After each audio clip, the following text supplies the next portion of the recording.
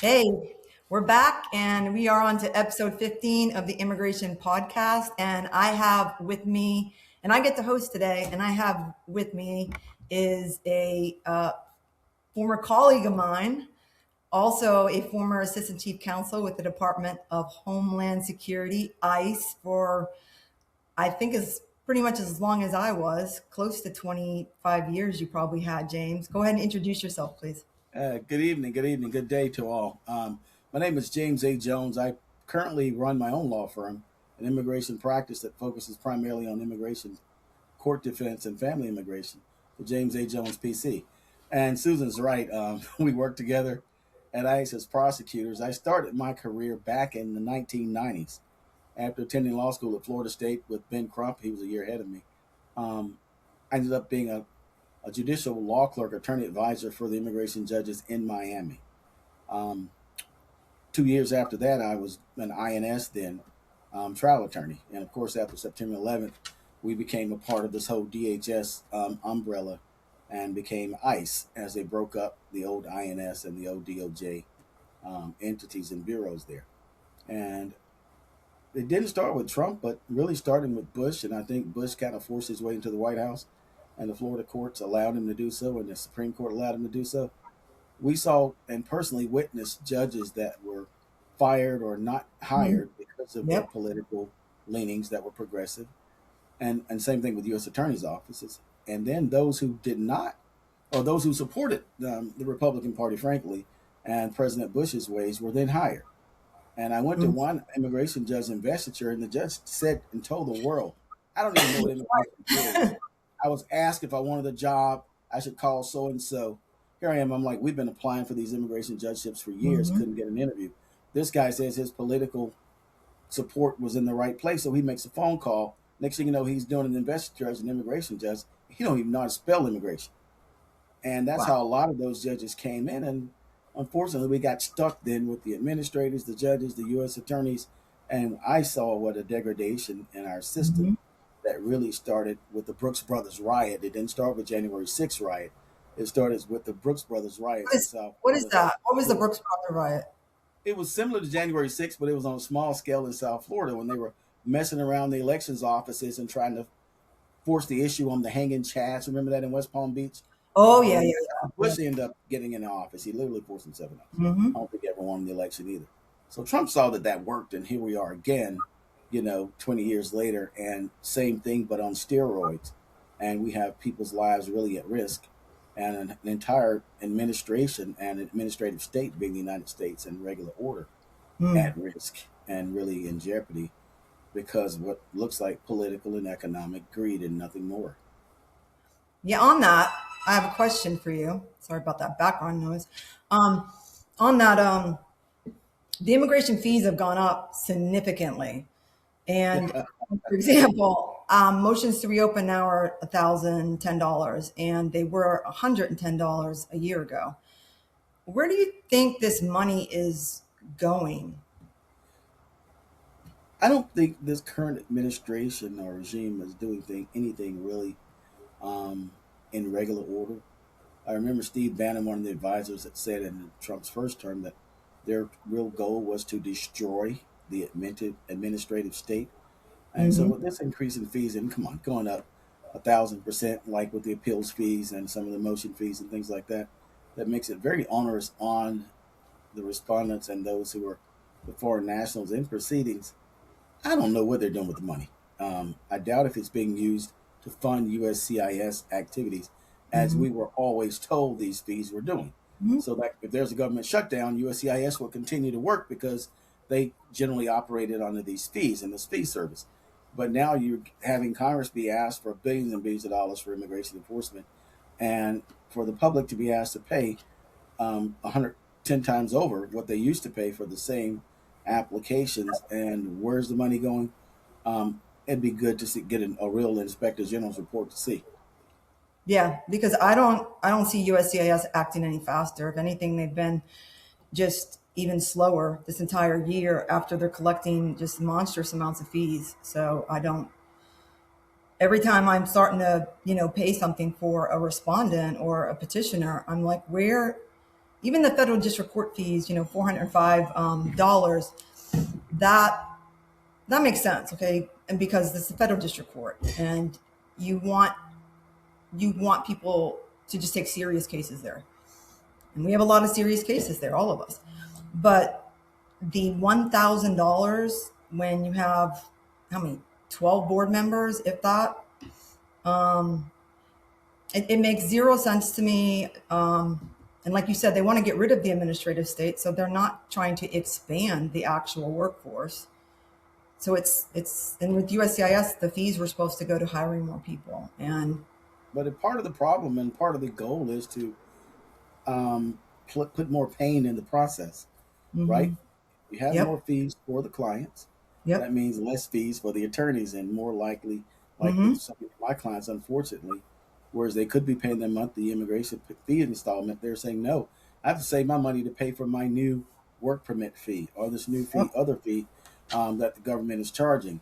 And that kind of puts pressure on us to say, well, how we have to restructure how we do business or whether right, we can do business under those scenarios because they've made it so much more painful for the clients due to these fees. I had staff begging me, like Mr. Jones. I mean, we charge so much for doing work permit renewals, and while we used to, and we mm, talked today, and I'm like, well, you know what? You make a point, and the more we can get these things renewed, maybe they can get their houses in order and start at some point making sure they pay their fees. And I need to be a better taskmaster at that.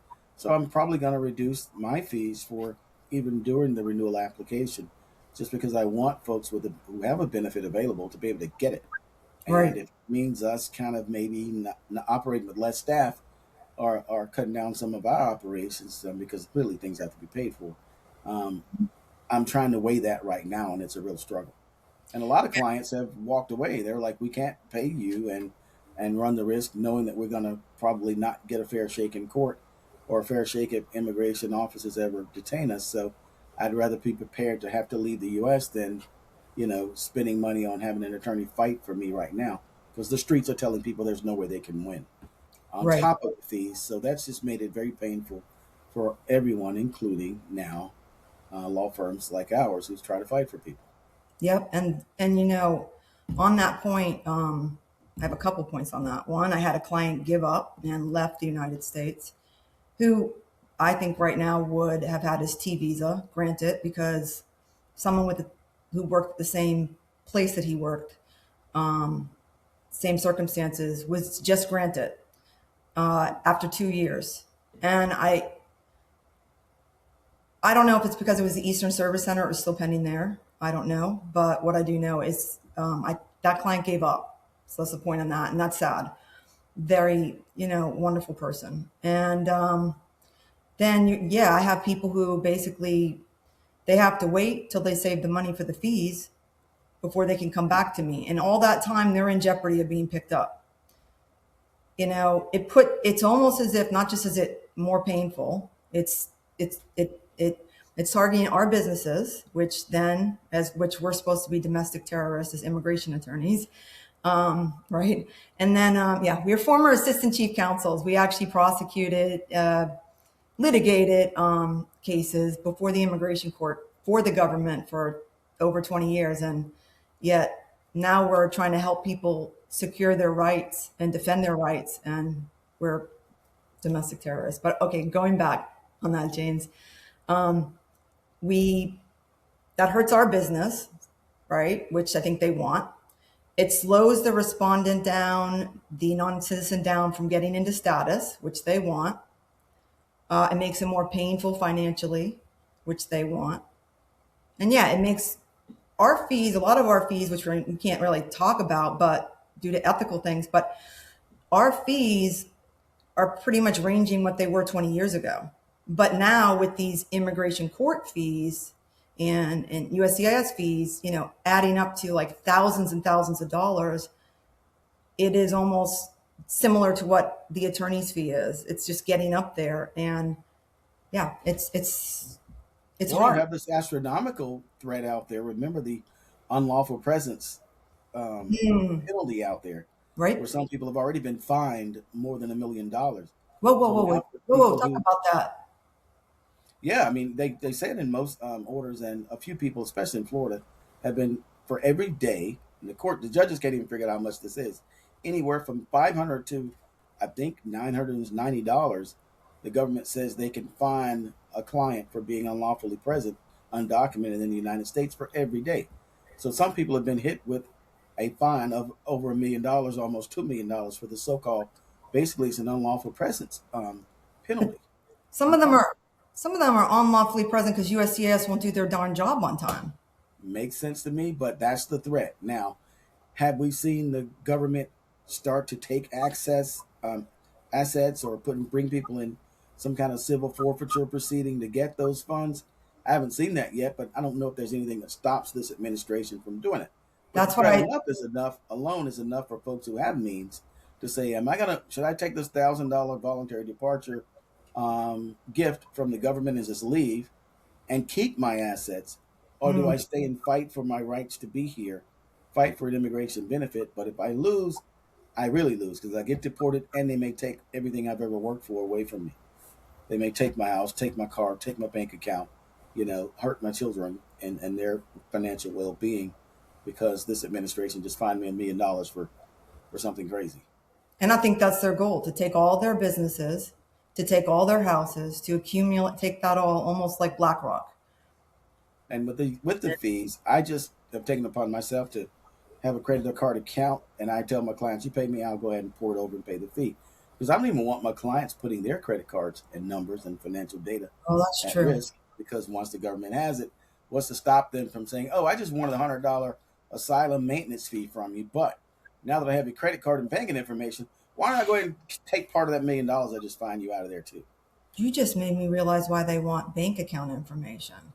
So they can basically do asset forfeiture, or, what they do with tax garnishments or your wages. They'll just go right into their bank accounts and take it. And now when we're sending USCIS those Form G 615, 1650 or something, 1640s and 1650s, yeah, are those? they're getting their bank account information, and they know they're illegally here. Now they can go in, just basically just take control of all the money in the bank account. That's That's what I'm thinking. this is scary. And this is something we've never seen before. Never. But unfortunately, and as progressive as I tend to be, it pains me to say that a lot of the authorities that this administration says they're using actually started when I started in 1997 when President True. Bill Clinton signed Yep. the IRA, the Illegal Immigration Reform and Immigrant Responsibility Act. That's on one hand, he would say, "Oh, we're gonna have these reforms to give Hmm. people benefits and some types of waivers, and you had cancellation and removal." But then again, when he would talk to other groups, says, "Oh, we have these mandatory detentions. We have 30,000 beds that we're going to pay for to detain people." When the Hmm. government before that had never detained 30,000 folks at one time. So with that hour that was signed by President Clinton, and then you came behind that with Janet Reno instituting these regulations that supposedly implemented the law. And that's Hmm. what a regulation is supposed to do, is to basically interpret and implement the law that Congress has signed. I argued, even as a prosecutor and then as a law clerk for the immigration judges from day one, that much of what Janet Reno wrote in those so-called regulations literally rewrote the law and Hmm. made the immigration law and the process so much more penal than Congress had ever noted. Yes. For instance, Congress never told a judge, "You Yes. don't have jurisdiction over an adjustment of status application." But That's Janet true. Reno did by classifying people as arriving aliens. Congress Hmm. never talked about an arriving alien. So how dare she come up with this? Hmm. And why did President Clinton and that so-called Democratic administration allow it to go on for so long? Or any administrations after that? All it took was one AG to say, "You know what? Reno was wrong from day one. That Yep. young law clerk out of Florida State had it right. Let's just go ahead and red strike this thing and get rid of this arriving alien fiction. Nobody's an alien." And then you created this burden to say, okay, not only does a judge not have jurisdiction to grant you a green card if you were married to a citizen, you also get mandatory detention out of that and all of these other burdens that come strictly out of the so-called regulation implementing the law.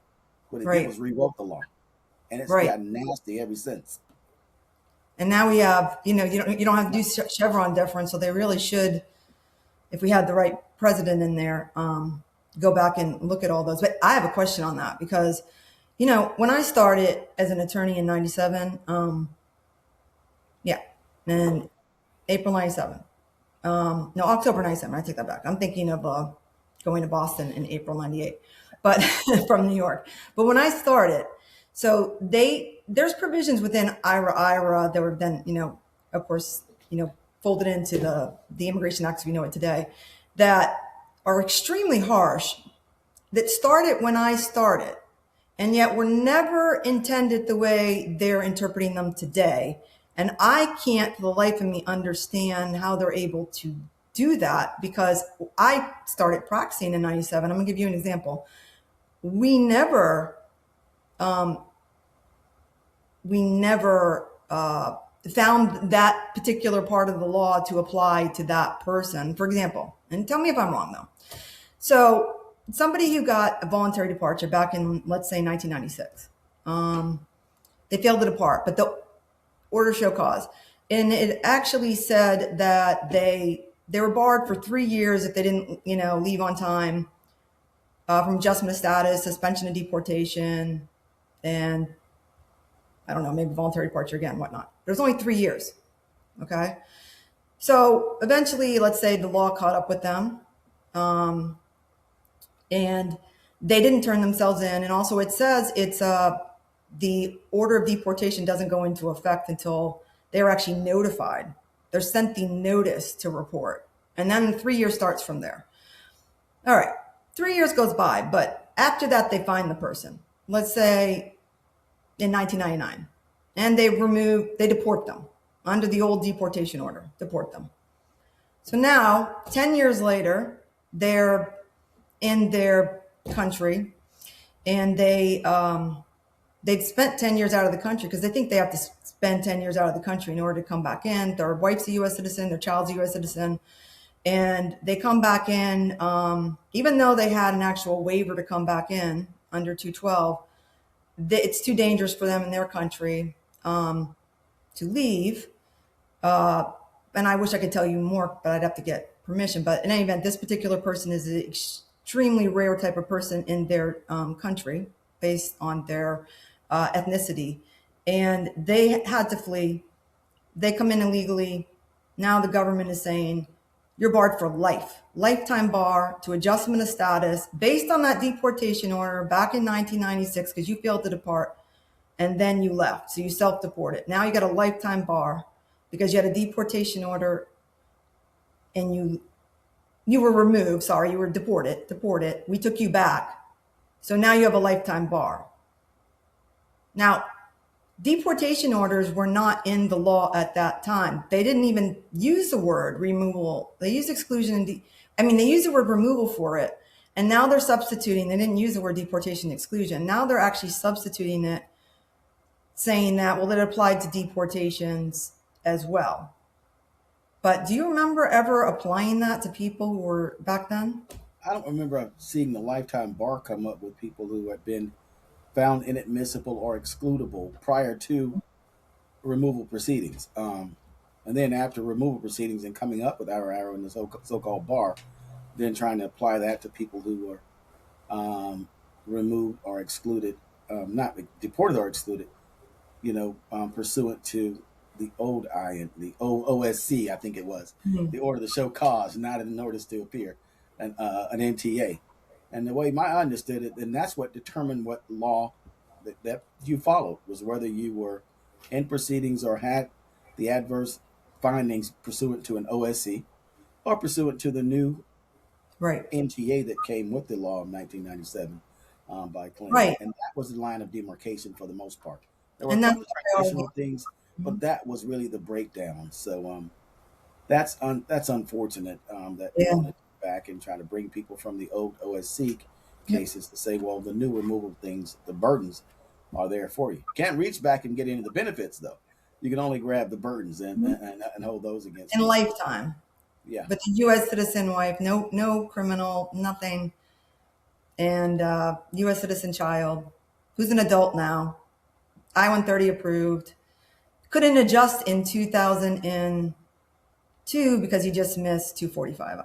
Yeah, I thought you were going to go toward the 235 and 236 proceedings where, you know, the government didn't Oh, yeah, detain that's someone that's another and one. expedited removal when they came into the country. So 10 years later, now we have under the Trump regime saying, oh, 10 years from after your entry in the U.S., we can now declare you in expedited removal to prevent you from getting access to a bond hearing from an immigration judge. Tell me This what is you think wrong, about wrong, that. wrong, wrong, wrong, wrong, Yeah, wrong. tell me what you think about that. That's Emily Reese's logic. I remember that. That was her whole logic. Again, if you're trying to pursue, implement expedited removal, the idea was that it be expedited either, within a few days, weeks, or Exactly. months after the initial encounter with At the immigration authorities, border not 10 years later. and at the port of And that's entry. border enforcement stuff, right? Not some garbage that they've just created because they could articulate it, not because the law supports it. And And we everyone, can we just were call there. We everybody were there when they expedited. drafted this. Yeah, that's a whole mess. Hmm. And folks, I mean, so many bond hearings we've had over the years, decades. The government didn't put you in expedited removal. Okay, you're in 236. They put you in removal proceedings. You get the law that applies to removal proceedings, including bond redeterminations. Are there a danger? Not a mandatory. You're not, an aggravated felon. Don't have all your serious crimes. And of course, you got that arriving alien fiction that Janet Reno came up with. But okay, you're not an arriving alien either. So you're not a danger or a flight risk. You get a bond, a reasonable bond, not anything crazy. And the judge should give you that bond redetermination like they've been doing for the last 30 years until now. I mean, they're not doing redeterminations anymore. Not if the government just willy nilly says you're in expedited removal, Yeah, but even though you have an that's NTA, just, they're, that's they're just flawed. declaring everyone's in expedited removal. That's just flawed logic. Let me ask you, as a former, you were a supervisor at headquarters. Let me ask you this because this really bothers me. Like, if I were still working there, right? I'm an attorney. I have to follow what my attorney supervisors say, right? Or it's insubordination. So, but here's the problem as an attorney, right? We have ethical obligations as well. Now, let's say I look at all the prior case law and all the trainings that they gave us over the last 20 years, and I state that, well, I disagree respectfully with your logic on the expedited removal. It was meant to be done, first of all, at the border, at the port of entry. That's actually what the congressional intent was. What do you think, like the attorneys, like, how do you feel about what the attorneys are probably going through? What would, in the field for OPLA, Office of Principal Legal Advisor, and having to swallow this, go in and say that with their ethical obligations? Like, yeah, that's my question. I tried to do that. Well, I was in that position. Having served as a law clerk for 2 years, and then I come to INS, and I had a chief counsel who didn't seem to like Hispanics, so he decided that he wasn't going to let Cubans get adjustment of status anymore. And I'm like, this is wrong. So I talked to the senior attorneys, and they were like, all right, young guy, you don't know what you're talking about. Maybe you should talk to your deputy. All right, deputy, this is where we're at. Next thing you know, I'm sitting down writing a memo for the chief counsel, or at the time we didn't call him chief counsel, what they call it. District counsel. Dan Vera. Vera was our district counsel. Oh, Dan He had Barrett. interviewed me for the job, yes. So I write this memo saying why Janet Reno was wrong about arriving aliens in general, and why the statute it said this expedited removal process applied to everybody except someone from the Western Hemisphere from a totalitarian nation, that basically said everybody but Cubans. So I'm Hmm. like, in the first place, the statute doesn't contemplate putting Cubans in expedited removal. Right. So you can't call them arriving aliens if you then create this arriving alien fiction in order to implement and further the expedited removal process. So Cubans can't be an expedited removal, nor can Exactly. Cubans be classified as arriving aliens. So if you're Cuban, you've been here in a year and a day, the judge should be able to give you your green card in court. And you guys got it wrong, and it don't take 20 years of thinking. You can read the black and white letter law. This is what it should be. And the courts and the regs and the BIA have been trying to fight that back slowly but surely. They still haven't fixed it all the way, but it never should have been applied to Cubans in the first place. So I True. wrote it up, gave it to Dan. Dan gives it to all the other managers, and next thing you know, goes to headquarters, comes back with all this red writing on it, and they were like, you're wrong. You know, Gossard and those other managers are right, so we're going to keep on excluding them. Years later, next thing you know, it's like, oh well, the board said Cubans should have been able to get access to a hearing, so they had to go back and look at thousands of cases. Meanwhile, they harmed people because they should have had green Hmm. cards by now. Yep. Should have been in position to have citizenship and walking around with the citizenship in Miami instead, because I think one person didn't want to do it. Everybody else just lined up with them and excluded people who were clearly, I thought, eligible for hearing in front of a judge to get their green card as under the Cuban Adjustment Act. Didn't do it. So I literally wrote the stuff up, talked to the managers, and was ready to get fired even then because it was the right thing to do, and that's the way I saw how the law going. And to me, as a government attorney, that's your job, is to let your Exactly. bosses know when they're wrong. And then if it gets too tight, like it did finally, walk. You always get to vote with your feet. And Resign under. I didn't know what kind of job I was going to have, or if I was going to if this immigration thing was going to work for me in private practice. But I didn't know that I wasn't going to violate people's rights, and Correct. not nor let the government or any manager let me do it. Like when I first came to North Carolina, we had Hmm. judges that physically would not give people an immigration application for asylum, nor Yep. give them a hearing. And I'm like, Judge, somebody's going to jail behind this one because remember that little baby in Miami named Ilian Gonzalez? Didn't the world come to Hmm. know that even babies can apply for asylum? So how dare you not give these people a hearing? Yep. Who are you to not give them an application? What the hell are you doing? And guess who was the other attorney who put a fight up over that? Me. Yeah, I and of course they actually loved I us for and of that. course They we didn't said get thank you. we didn't get love for that from the two judges that were doing it. But those two judges are gone, so Nor the um, managers in ICE. They didn't no, they like didn't it. like that. They didn't Like like sending an us. apple cart that never should have been there in the first place. Because Yeah, even they. then, people's rights were being violated and folks were Yep, being denied access to the court. Now, where are we again? we're back there. But those people, those particular people in Charlotte were denying people's rights, and I'm glad you and I did the right thing because And it now would have it would now have we kept have it going full on. circle. Now we have it as a part of board cases, stuff Mhm. coming from the administration, this ACA business, another thing that we always had alternative third countries that, but It's nobody ever used always it had to that. prevent you from getting a hearing. It was only used when you had someone from a country like, let's say, Vietnam, and we didn't have good relations with them, and you couldn't deport Exactly. them. And it's like you can't hold this person forever, even if they were a bad person. You Hmm. can't deport them. So then let's see if there's an alternative third country that you can send them to. But this is after they've had the full due process, Hmm. after they've gone through the entire case, they've had their asylum hearing, even days before they were even adjudicating CAT applications. And then and only then would somebody suggest, well, maybe we can find a third country that will take them. But Exactly. now they're saying, oh, if we can write down or articulate, even though they have no relationship with these countries like Palau or Rwanda, and they're coming up with new countries every day. I think I read today that Rwanda. somewhere like in one of the Caribbean islands had agreed to take people with this ACA agreement.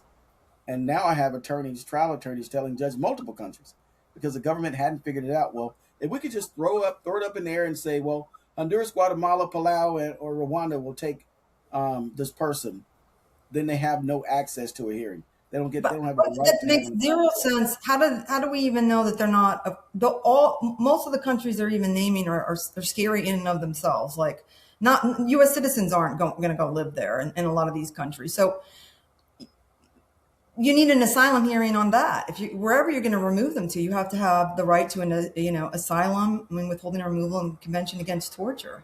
Well, the court's not allowing that, and they're saying it doesn't even matter. If Well, it the does. attorney general unreviewable determination that this third country or 10 third countries exist, then that stops someone from being able to present their case in front of a judge. I think that is as wrong as two left shoes. That, And it that, was that so is, right. Why did it take 30 years to come up with it? It was all based on no. our. Yeah, and it was always based on, and you and I were the government attorneys who, would state the what that law actually meant, and we were there at the time it was implemented. It meant exactly what you said. For example, if we had a terrorist and they were a very bad person, but for example, and I hate to use this word, but because Palestine should be its own state. Sorry if you don't believe that. I'm not sorry, actually. or Not, stateless or something like that. but there were stateless Palestinians, and let's say I had one particular person who was he was convicted for international child abduction. All right, he had kidnapped his child, brought his child to Lebanon into a refugee camp, and actually said he wanted his child to be a suicide bomber. Okay. And even that person was convicted. They were brought back. They were brought back to the United States, convicted of that in federal district court. They couldn't send them back at that time, at least to Palestine. So they looked for a safe third country. And we always said safe third country. We didn't just send them to some bad place. Like Jordan was willing to take this particular person. Jordan usually does take those people that we deem terrorists. Back when we actually used to, I think, properly use that term, more so. And that's another debate. But the fact is, that's what it was for. That's what it was for. It was for a safe third country if we had a criminal or somebody designated as an international terrorist, and we can't keep them locked up forever, but they're not safe to go on the street. So do we have a safe third country to send them to? And I worked at a detention facility down at Chrome for a couple of years. And more than you'd think, the only reason why the government of the United States know where you're from is because you tell them, or you have, documents showing them your passport, your birth certificate, where you were actually born. Well, there are a lot of folks that may not have had those documents, didn't know where they were from.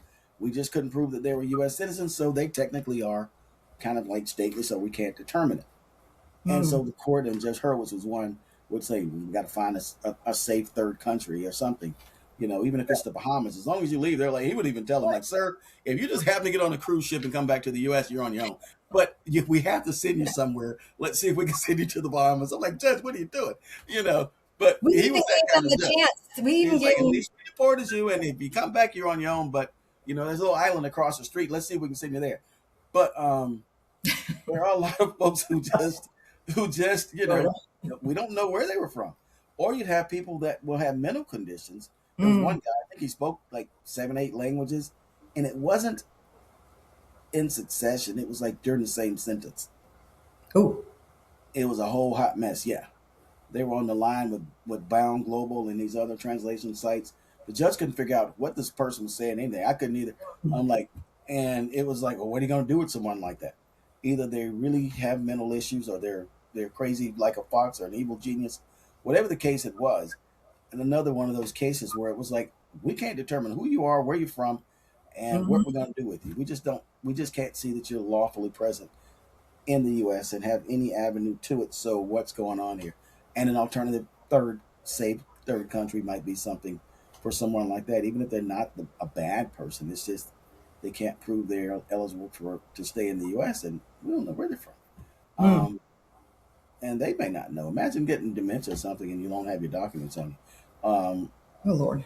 And you run into some of these so-called ICE characters with the masks on, acting like Proud Boys. What's going on there? That could be a problem for U.S. citizens even to this very day. Bound wandering in the streets and stuff like that. Oh, I have a question on that. Can I ask you a question? Yeah, sure. I just heard that they're doing only 47 days of training for these new ICE officers. Did you hear I'm that? surprised they're doing that many days. I doubt if they're doing 47. If they say they're doing 47 days, I wouldn't believe it.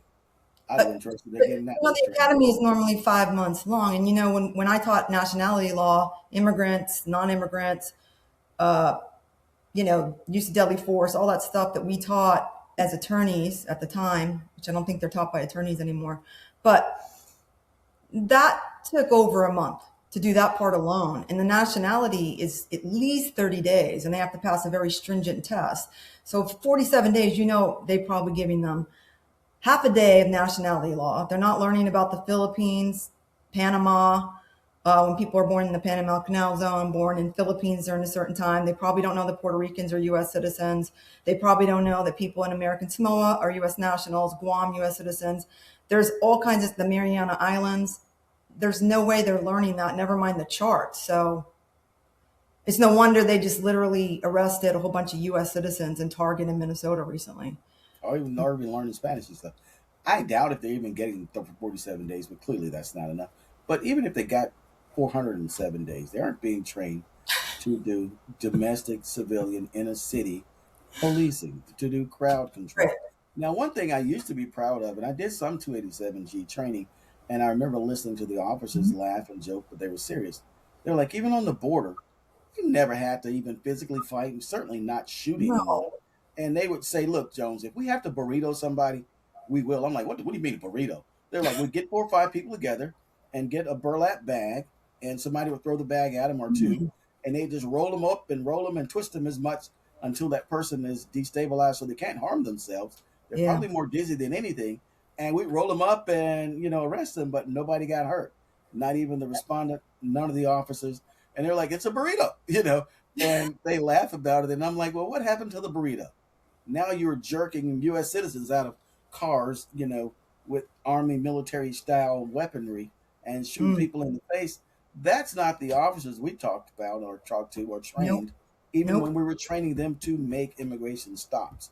This stuff Exactly. just reeks of being unlawful, immoral, and just crazy all around. It's absolutely crazy. It's like they don't even have the basics of the Fourth Amendment training. And James, I'm glad you brought that part up because like I do want to say like I was and I remain proud of the officers and agents that I worked with previously because what's up? Okay. Are you still there? Oh, you're taking a pause? Okay. So I remain proud of those people because um, those people in the past, hopefully they're not doing anything today. Hopefully they've retired. But in the past, you never heard of any shooting. Um, I never experienced a shooting by an officer. And I was proud that what we saw going on with local police officers was not something that was the product of the federal workforce. Like we were more professional. We de-escalated things. We didn't provoke things. The officers went. They did their job. They went for their target. Sometimes there were collateral arrests, but they they were they were more respectful and they just were more professional. They had a And job. even the government got in trouble and got criticized like 20 years ago, where there were some alleged cartel members in the Rio Grande that Oh, literally oh were shooting at yeah. Immigration Border Patrol officers and Mhm. shooting on the U.S. side of the border. And Yep. they were told not to shoot back. And Yep. that was a big criticism. Like, what do you mean you work for the government and people are shooting at you? And you didn't shoot back? They're like, no, we can't. And a lot of U.S. citizens and other folks on both political sides of the political aisle were like, "Well, that's crazy. People could have gotten killed," but they wouldn't even shoot back at the bad guys shooting at them on the border. And here you have people allegedly internal immigration enforcement, nowhere near the border, and we have officers pulling guns on children, on pregnant women, on the elderly, on citizens, on just Hmm. any blue city that this regime wants to attack, because we know that's really more political, but it's also economic. When there's that profit motive, and you have huge global and international companies, Yeah. publicly held stocks probably held by folks more outside of the U.S. than in, that are making billions of dollars off of bodies, Yeah. like they do with the prisoner pipeline that here in the U.S., especially against people of color in the first place. That's just what you're gonna get, more of it. Billions of dollars to Geo Group and what's that other one? Geo Group and there's another one. I forgot the name of it. But yeah, all these prisons are private prisons. So I mean, they're making billions of dollars off of taxpayer money. And think about it, everything has to be paid for. I mean, people want to make phone calls, somebody's making money off that. Yep. They want to brush their teeth, somebody's making money off that. You know, health care and some of the things that are required by law Mhm. for those that are, have health injuries, that daily cost may be upwards three, four, $500 a day that someone's getting, because a sick detained person, instead of going home with their family getting the care they need, they'd rather than be detained, not get the care they need, but still charging the government $500 plus a day for it. And then when there's a lawsuit because there's a death or they do something wrong, who pays for that, James? Good I mean, luck winning a suit under this regime, but the taxpayers pay for that too. the taxpayer. Yeah, we're going to end up holding the bag all around, and the whole degradation of our process, both respect for law enforcement's relationship with the community. I love what I've heard from the Philadelphia sheriff, where she notes that police officers have worked years to develop relationships with Yep. the local community. People need to feel confident they can call local police when Yeah. they need them. But if the police are terrorizing folks, Hmm. you're creating more local problems. Local crimes won't get solved. When Right. folks need to be called, they won't be called. I was in South Florida on September 11th, and I used to hang out in Hollywood Circle where Shuckums was. Allegedly, some of the 911 hijackers had dinner there that night and were acting out after drinking too much and Hmm. probably said things that people heard. But if Yeah. local communities hear things but won't say anything because they can't trust, don't trust, and have no good reason to trust law enforcement, some of the folks you're now offending might be the next callers who may hesitate to pick up the phone to Yep. prevent the next September 11th. Hmm. And that puts us all in danger. Even though a country we can't name might have been part of it, but yeah, still those people. I had two up in Boston. They went out of Maine, and they were down in a hotel in Newton, Massachusetts, not far from where I went to Boston College for undergrad. And they had shaved all of their body hair; it was all left into the tub and everything. And but if you isolate or you alienate the community, how are you going to, when you're going to do investigations, how are you going to get information from that community? And I try to tell my local sheriff and police chief the same when it comes to helping our clients with U visas. Yep. You can't ignore the foreign national community when they're here to get a benefit. But if you want them to work in some as a temporary workers in a company like BMW, you're happy to have them, you know, Hmm. or to try to go to get information, that they would give up information on someone that would run to the community and you need to find them. You want information from them, but they can't come to you as a partner in the community to trust that you would sign off on, a 918 supplement B when they've been victimized by a crime because you just got a problem with immigrants. You Right. can't just have a problem with immigrants. I mean, it takes us all to make any community safe and well for everyone there, and that's both those so-called foundational residents and citizens, and the new ones as well. Yeah. Okay. Let's get on that big hot topic of Minnesota, like you just said. Do you remember? I don't know if you know what the ICE use of deadly force policy is, but I bet you do. I Um, mean, I gave you my burrito story. I know that any agents and or officer I ever talked to, they would go well out of their way, even putting mm, themselves at risk before they would, commit, this kind of violence and the type of aggression we've seen in our local cities now, both in Minnesota, Chicago, L.A. Remember that? None oh of yeah. that was cool, and it's something I've never seen in 20 Mhm. something years of doing this. And they aren't trained, by the way, as you know. You can to hold on to vehicles, to step in front of vehicles. I've never seen it. Never seen this level of violence by immigration officers. It's just so much provocation by the actual ICE officers. I mean, there's been public watching them for the last, I would say, at least 15 years. It's been a political football immigration for the last 15 years. Unfortunately, they haven't fixed the immigration laws to allow people to come in on work visas the way they want them to for the jobs that U.S. citizens and U.S. residents don't want. So this is where we're at, right? After no one's done anything about it. So here's where we're at. And yet, in the past, while they were being watched and filmed, even with that docu-series, the immigration docu-series they did on Netflix, That joke, not one time did you see them punching people, uh, holding onto cars.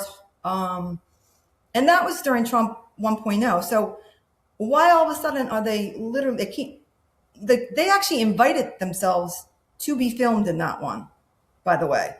And as people were filming them, the legal observers, they didn't go up to them and provoke them. They didn't arrest a guy in a draft suit. They didn't go and try to arrest people who were just standing on the side of the road filming them. Here, they're actually going up to them and they're provoking them and they're trying to find a reason.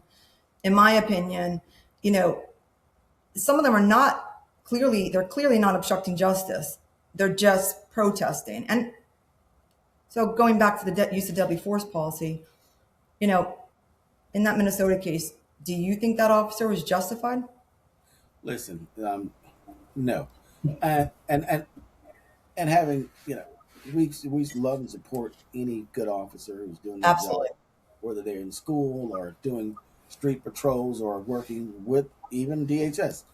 But Yep. one trick that not so good, but bad cops pull is that good cop, bad cop, or just two bad cops, and so you get multiple orders simultaneously Mm-hmm. from different people. So one thing I haven't seen or heard many commentators point out is the following: you have one officer screaming at you, grabbing at your window, saying, "Get the fuck out the car."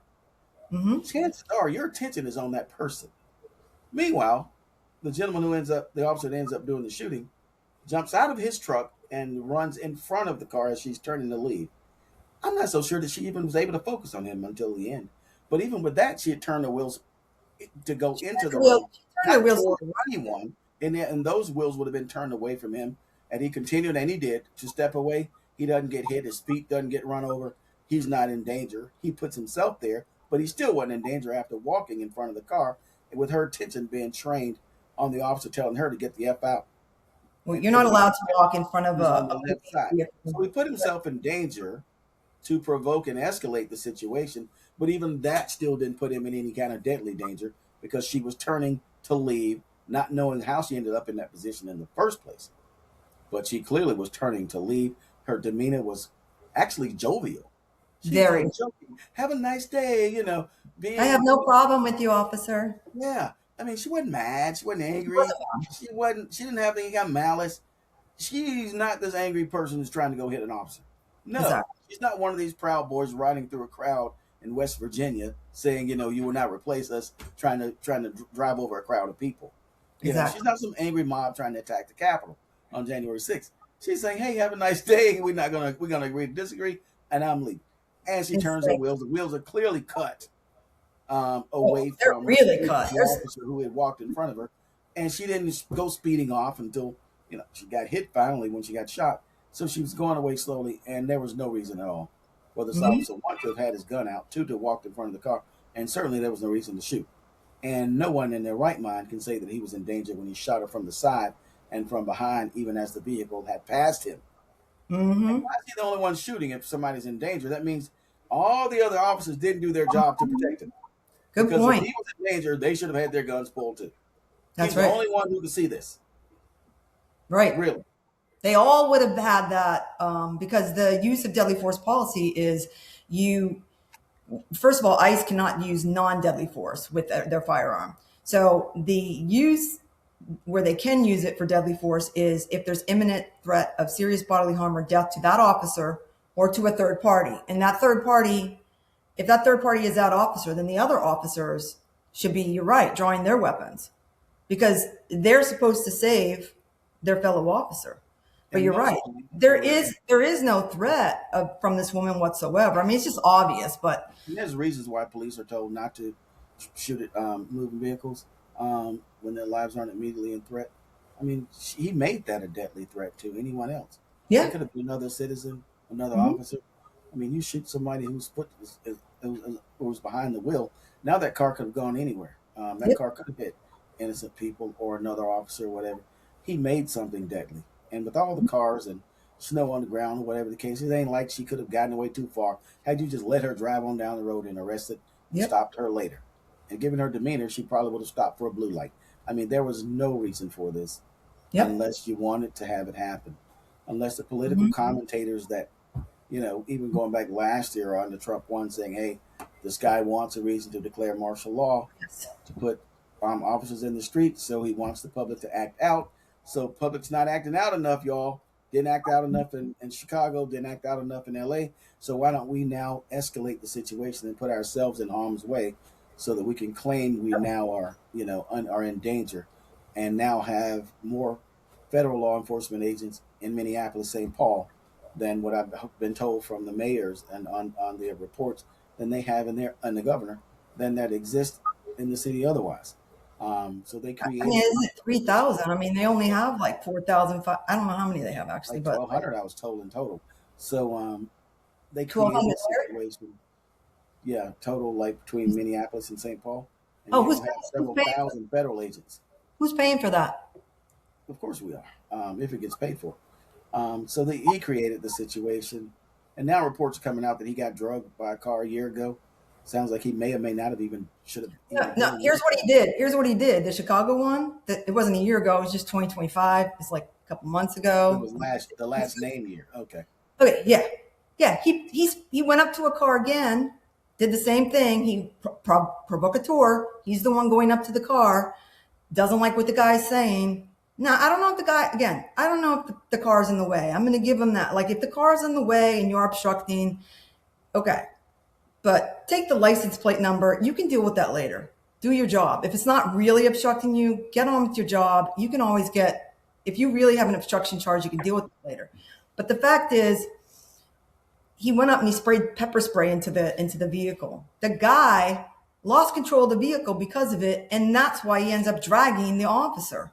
Oh, that those details I have not heard at all. That's interesting. Yeah. So again, he created a dangerous situation for Yeah. himself with that. And then he's trying, it seems like this is just another way he tried. It's like he's been there. Thank God I never trained this guy because I stopped teaching at the Federal Law Enforcement Training Center, FLETC, in 2012. He joined in 2015. So he got the full training. He's not a 47-day guy. And he got Fourth Amendment refresher training that they're required to get. So he knows you don't shoot into a fleeing vehicle, by the way. Do you know he got that training, or you just No, I assuming? don't know, but I know it's required. I, It's cool. I don't know that. Here's the thing, James. Anytime I gave it or someone else gave it, we don't know if they listened to it. Right? But we don't know if he'd been separated or came back in, because We don't. We don't know his legitimate law disciplinary enforcement record. agents don't wear masks.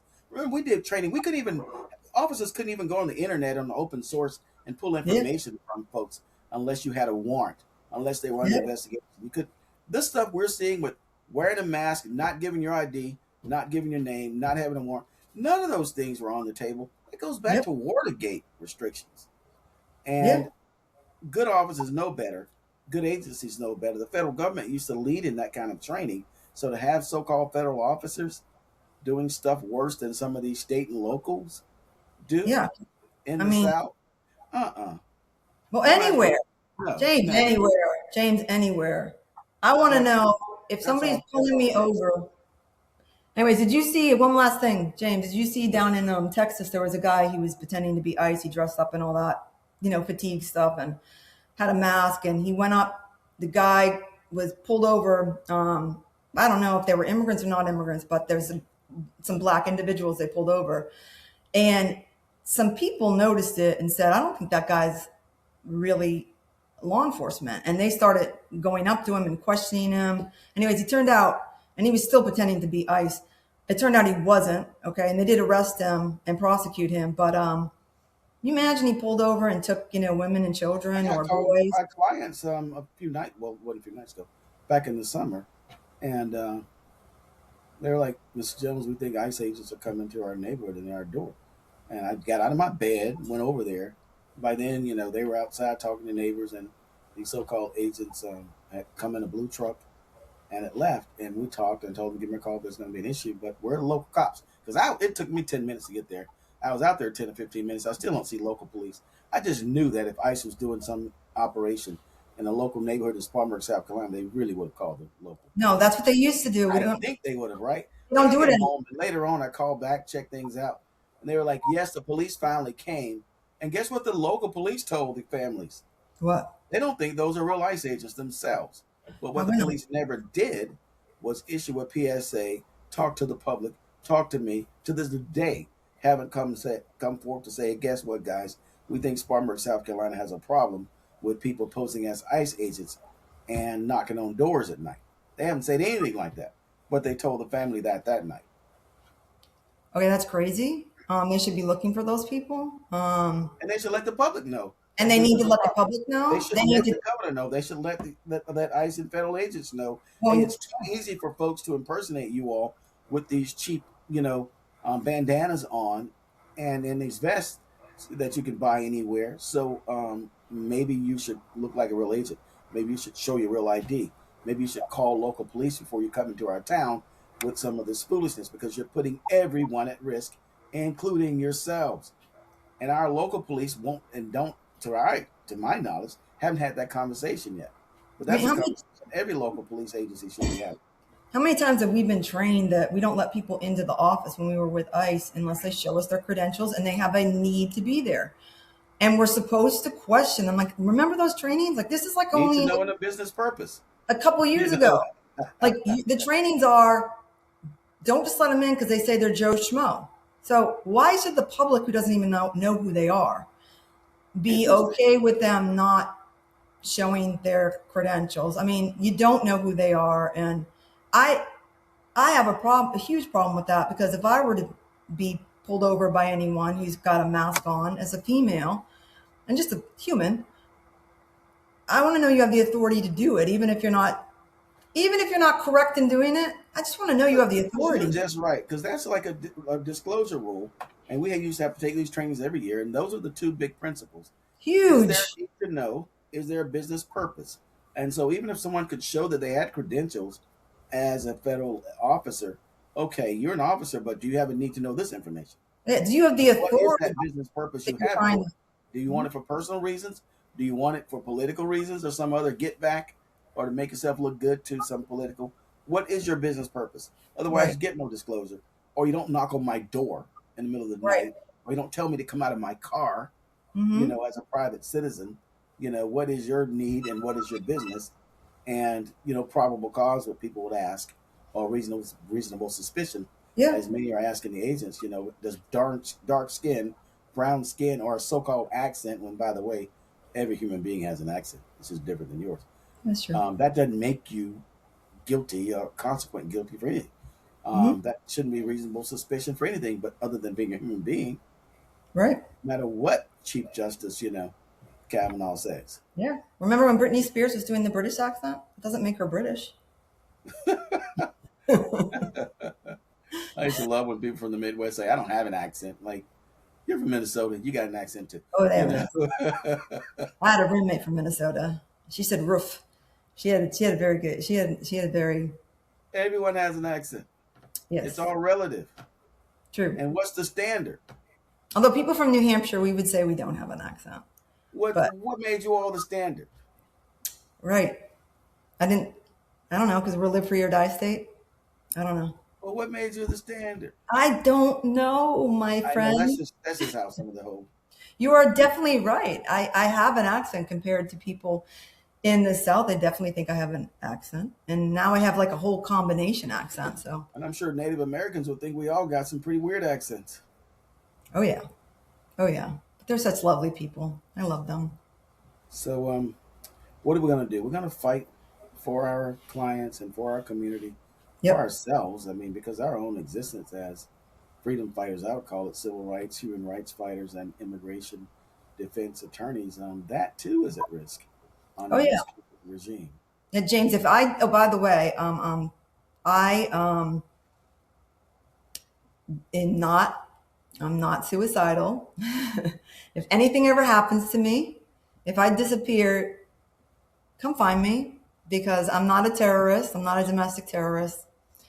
And yeah, so we got to fight for us too, because our rights, because they put us on a list of domestic terrorists, and yet here we are. We served this nation for over 20 years. We love the principles of this country, and the officers and agents that were professional that we worked with, and those that continue to work out there and be professional. We hats off to you. We love you, and we have respect for you for doing your job, even if there's times we don't agree with the policy being implemented. But we have no problem with that. It's so we're good people. We're just trying to keep people's rights, their civil rights, and their rights to become lawfully, have their lawful status in this country. A lot of them are victims, so everybody be aware of that. A lot of these people who come in here illegal have been victimized along the way over and over and over again, And exploited. And just true. And just out of respect for the process, being attorneys, I mean, we're officers of the court. And yep, we not only have a duty, we have a responsibility to make sure that the court runs in good order. And yes, that's not just for attorneys, that's for the judges too. And the absolutely. officers and agents and the attorneys on the other side. So even DHS attorneys can't and shouldn't be able to come to court and say ridiculous things, even if their boss told them to make outlandish allegations just because they're trying to keep a paycheck. If you have to walk away, walk away. But you can't violate your oath as an attorney. You can't violate other people's rights. You shouldn't put people's lives at risk because you work for an administration that doesn't want to follow normal law, normal order, and proper procedures. Due process. Due process. I agree completely. That's what we're going to do. We're going to keep fighting. Yep. And Thank you, James. This is good. Keep going. yeah, so if anybody wants to reach out to me personally, you can reach me at my website, jamesajones.us. That's www.jamesajones.us. Or you can give me a call at 864-866-8216. And I can help you with the immigration needs. And if I can't help you, I'll be calling on attorneys like Ms. Hiller to come in and handle that, or other attorneys that we can maybe refer you to.